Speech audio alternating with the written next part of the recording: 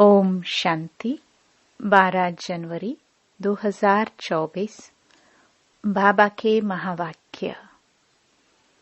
मीठे बच्चे, अपने को आत्मा समझ आत्मा भाई से बात करो।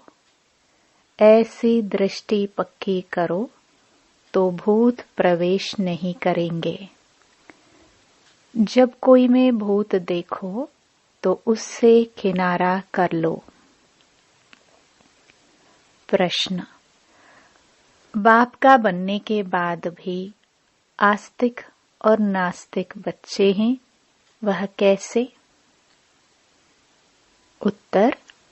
आस्तिक वह हैं जो ईश्वरीय कायदाओं का पालन करते, देही अभिमानी रहने का पुरुषार्थ करते, और नास्तिक वह हैं जो ईश्वरीय कायदाओं के खिलाफ भूतों के वश हो आपस में लड़ते झगड़ते हैं। दूसरा, आस्तिक बच्चे देह सहित देह के सब संबंधों से बुद्धि योग तोड़ अपने को भाई भाई समझते हैं। नास्तिक देह अभिमान में रहते हैं। ओम शांति। पहले पहले बाप बच्चों को समझाते हैं कि हे बच्चे, बुद्धि में सदा यह याद रखो कि शिव बाबा हमारा सुप्रीम बाप भी है, सुप्रीम शिक्षक भी है, सुप्रीम सतगुरु भी है। यह पहले पहले बुद्धि में जरूर आना चाहिए। हर एक अपने को जान सकते हैं कि हमारी बुद्धि में आया व नहीं। अगर बुद्धि में याद आता तो आस्तिक हैं, नहीं आता है तो नास्तिक हैं। स्टूडेंट की बुद्धि में फट से आना चाहिए कि टीचर आया है। घर में रहते हैं तो वह भूल जाता है। उस रुहाब से बहुत कोई मुश्किल समझते हैं कि हमारा सुप्रीम बाबा आया हुआ है। वह टीचर भी है और वापस ले जाने वाला सतगुरु भी है।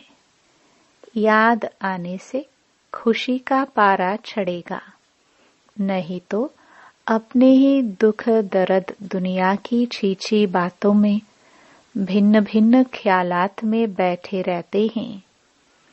दूसरी बात, बहुत करके बच्चों से पूछते हैं कि विनाश में बाकी कितना समय है।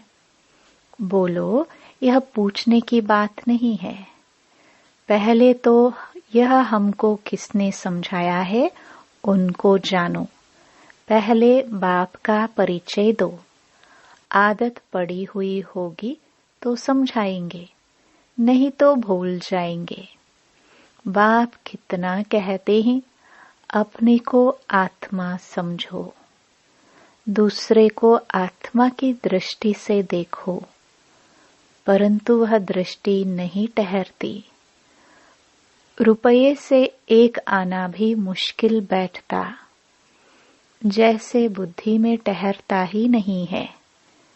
यह कोई बाप श्राप नहीं देते, यह तो बाप समझाते हैं कि ज्ञान बहुत ऊंचा है। राजाई स्थापन होती है। रंक से लेकर राव बनते हैं। राव थोड़े बनते हैं, बाकी रंक नंबरवार होते हैं। लास्ट नंबर वाले की बुद्धि में कभी कोई बात बैठ न सके। तो पहले जब किसको भी समझाते हो तो शिव बाबा का जो 32 गुणों वाला चित्र बनाया है उस पर समझाना चाहिए। उसमें भी लिखा हुआ है सुप्रीम फादर, सुप्रीम टीचर, सतगुरु हैं। पहले जब यह निश्चय होगा कि समझाने वाला सुप्रीम फादर है तो फिर संशय नहीं लाएंगे। बाप बिगर यह स्थापना कोई कर ना सके। तुम जब समझाते हो कि यह स्थापना हो रही है तो उन्हों की बुद्धि में यह जरूर आना चाहिए कि इन्हों को समझाने वाला कोई है। कोई मनुष्य मात्र तो ऐसे कह न सके कि यह राज्य स्थापन हो रहा है, तो पहले पहले बाप का निश्चय पक्का कराना है। हमको परमात्मा बाप पढ़ाते हैं। यह कोई मनुष्य मत नहीं है, यह ईश्वरीय मत है। नई दुनिया तो जरूर बाप द्वारा ही स्थापन होगी। पुरानी दुनिया का विनाश यह भी बाप का ही काम है। यह निश्चय जब तक नहीं होगा तो पूछते ही रहेंगे कि कैसे होता है। इसलिए पहले पहले तो श्रीमत की बात बुद्धि में बिठानी पड़े, तब आगे समझ सके। नहीं तो मनुष्य मत समझ लेते हैं। हर एक मनुष्य की मत अलग है। मनुष्यों की मत एक हो ना सके। इस समय तुमको मत देने वाला एक ही है। उनकी श्रीमत पर कायदे से चलना वह भी बड़ा मुश्किल है। बाप कहते हैं, देही अभिमानी बनो। ऐसा समझो कि हम भाई भाई से बात करते हैं, तो फिर लड़ना झगड़ना कभी हो न सके। देह अभिमान में आया, समझो नास्तिक। देही अभिमानी नहीं है तो वह नास्तिक है। देही अभिमानी बने तो समझो आस्तिक है। देह अभिमान बहुत नुकसान कारक है। जरा भी लड़ते झगड़ते हैं तो समझो नास्तिक हैं। बाप को जानते ही नहीं। क्रोध का भूत है तो नास्तिक ठहरा। बाप के बच्चों में भूत कहाँ से आया? वह आस्तिक नहीं ठहरा। भल कितना भी कहे हमारा बाप से प्यार है, परंतु ईश्वरीय कायदे के खिलाफ बात करते तो उन्हें रावण संप्रदाय का समझना चाहिए। देह अभिमान में है। कोई में भूत देखो व दृष्टि खराब देखो तो हट जाना चाहिए। भूत के आगे खड़ा रहने से भूत की प्रवेशता हो जाएगी। भूत भूत से लड़ पड़ते हैं। भूत आए तो पूरा नास्तिक है।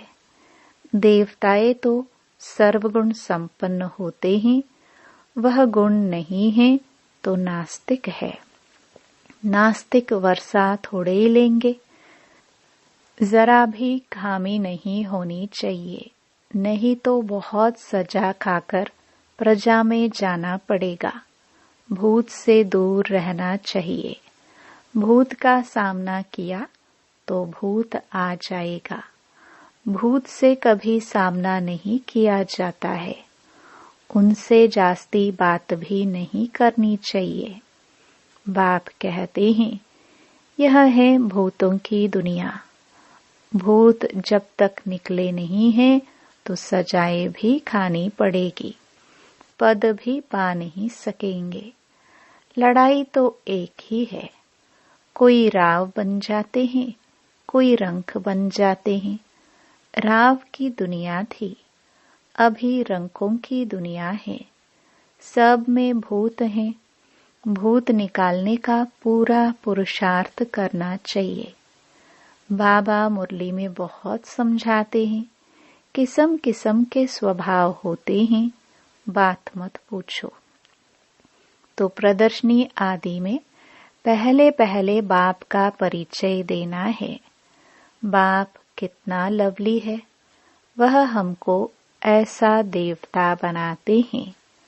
गायन भी है, मनुष्य से देवता किए करत न लागी वार। देवताएं थे सतयुग में तो जरूर उनसे पहले कलयुग था। यह सृष्टि चक्र का ज्ञान भी तुम बच्चों की बुद्धि में अब है।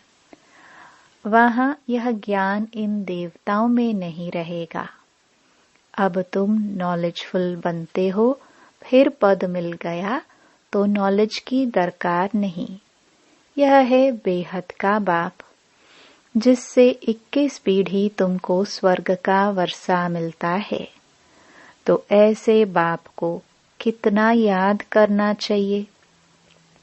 बाबा सदैव समझाते हैं कि हमेशा समझो कि शिव बाबा हमको समझा रहे हैं। शिव बाबा इस रथ द्वारा हमको पढ़ा रहे हैं।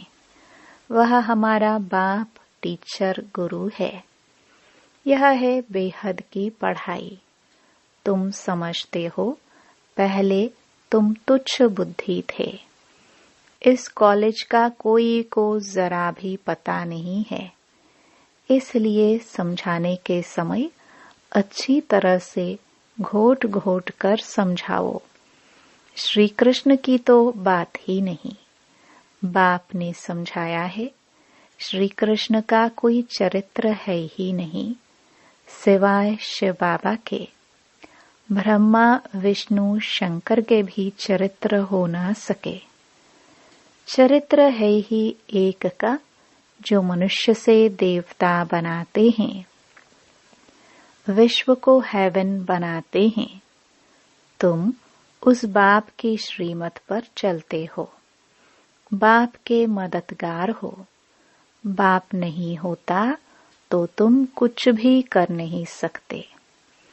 तुम अभी वर्थ नॉट अ पेनी से वर्थ पाउंड बन रहे हो। अब नंबरवार पुरुषार्थ अनुसार तुम सब जान गए हो। तो पहले पहले है बाप का परिचय। सतयुग में देवताओं की बेहद की बादशाही है। उनके राज्य में और कोई था नहीं। अभी तो कलयुग है। कितने ढेर धर्म हैं। यह एक ही आदि सनातन देवी देवता धर्म कब स्थापन हुआ, यह कोई की बुद्धि में नहीं है। तुम बच्चों की भी बुद्धि में नंबरवार पुरुषार्थ अनुसार है। तो पहले बाप की महिमा पर अच्छी तरह से समझाना चाहिए। हम जानते हैं जरूर बाप से हमको पहचान मिली है। बाप कहते हैं सर्व का सद्गति दाता भी मैं हूँ। कल्प कल्प मैं तुम बच्चों को राय देता हूँ कि अपने को आत्मा समझो और मुझे याद करो, तो आत्मा पतित से पावन बन जाएगी। आत्म अभिमानी भव। दूसरे को भी आत्मा समझने से तुम्हारी क्रिमिनल आई नहीं होगी। आत्मा ही शरीर द्वारा कर्म करती है। हम आत्मा है, यह आत्मा है, यह पक्का करना है। तुम जानते हो पहले पहले हम 100% पावन थे, फिर पतित बने। आत्मा ही बुलाती है कि बाबा आओ। आत्मा का अभिमान पक्का रहना चाहिए और संबंध सब भूल जाने चाहिए। हम आत्मा स्वीट होम में रहने वाली हैं। यहाँ पाठ बजाने आए हैं।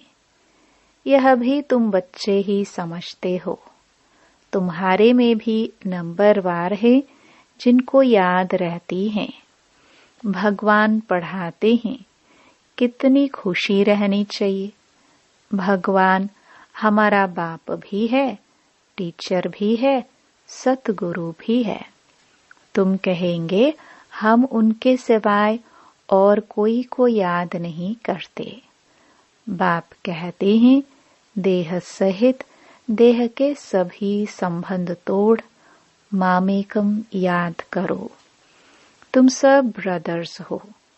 कोई मानते हैं, कोई नहीं मानते हैं, तो समझो नास्तिक हैं। हम शिव बाबा के बच्चे हैं तो पावन होने चाहिए। बाप को बुलाते ही हैं, बाबा आकर हमको पावन विश्व का मालिक बनाओ। सतयुग में तो पावन होने की बात ही नहीं है। पहले तो यह समझो कि यह शिव बाबा है, इनसे नई दुनिया स्थापन होती है। अगर पूछे कि विनाश कब होगा, तो बोलो पहले अलफ को समझो। अलफ को नहीं समझा तो पीछे की बात बुद्धि में कैसे आएगी। हम सत्य बाप के बच्चे सत्य बोलते हैं। हम कोई मनुष्य के बच्चे नहीं हैं, हम शिव बाबा के बच्चे हैं। भगवान उवाच, भगवान उनको कहा जाता है जो सभी ब्रदर्स का बाप है। मनुष्य अपने को भगवान कहला ना सके। भगवान तो निराकार है, वह बाप, टीचर, सतगुरु है। कोई मनुष्य बाप, टीचर, सतगुरु हो ना सके। कोई भी मनुष्य किसकी सद्गति कर नहीं सकते। भगवान हो ना सके। बाबा है पतित पावन, पतित बनाता है रावण। बाकी यह सब हैं भक्ति के गुरु। यह भी तुम समझते हो, जो यहाँ आते हैं वह आस्तिक तो बनते हैं।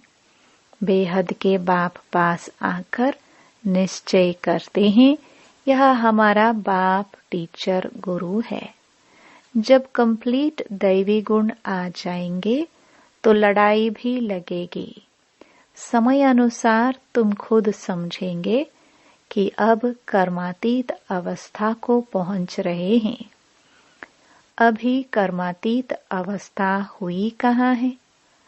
अभी बहुत काम है, बहुतों को पैगाम देना है।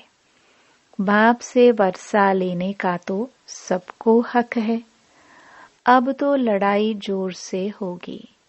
फिर यह हॉस्पिटल, डॉक्टर आदि कुछ नहीं रहेंगे। बाप बच्चों को सम्मुख समझा रहे हैं कि तुम आत्माएं 84 जन्म शरीर धारण कर अपना पाठ बजाती हो। किसी के 70-80 जन्म भी होंगे। अभी जाना तो सबको है, विनाश होना ही है। अपवित्र आत्मा जाना सके। पावन होने लिए बाप को जरूर याद करना है। मेहनत है। 21 जन्मों के लिए स्वर्गवासी बनना है। कोई कम बात है क्या। मनुष्य तो कह देते फलाना स्वर्गवासी हुआ। अरे स्वर्ग है कहाँ, कुछ भी समझते नहीं। तुम बच्चों को बड़ी खुशी रहनी चाहिए कि भगवान हमको पढ़ाते हैं, विश्व का मालिक बनाते हैं। खुशी एक होती है स्थायी, दूसरी होती है अल्पकाल की। पढ़ेंगे पढ़ाएंगे नहीं तो खुशी क्या होगी। आसुरी गुणों को भगाना है। बाप कितना समझाते हैं, कर्म भोग कितना है। जब तक कर्म भोग है तो यह निशानी है अभी तक कर्मातीत अवस्था हुई नहीं है। अभी मेहनत करनी है। कोई भी माया के तूफान न आए। बच्चों को यह निश्चय है कि बाप ने हमको अनेक बार मनुष्य से देवता बनाया है। यह बुद्धि में आए तो भी अहो सौभाग्य। यह बेहद का बड़ा स्कूल है, वह होता है हद का छोटा। बाप को तो बहुत तरस पड़ता है, कैसे समझाऊं। कोई से तो अब तक भी भूत निकले नहीं है। दिल पर चढ़ने बदले गिर पड़ते हैं। कई बच्चियां तो तैयार हो रही हैं अनेकों का कल्याण करने के लिए। अच्छा, मीठे मीठे सिखिलदे बच्चों प्रति माता पिता बाप दादा का याद प्यार और गुड मॉर्निंग। रूहानी बाप की रूहानी बच्चों को नमस्ते। धारणा के लिए मुख्य सार। पहला, कोई भी बात ईश्वरीय कायदे के खिलाफ नहीं करनी है। किसी में भी अगर भूत की प्रवेशता है या दृष्टि खराब है तो उसके सामने से हट जाना है। उनसे जास्ती बात नहीं करनी है।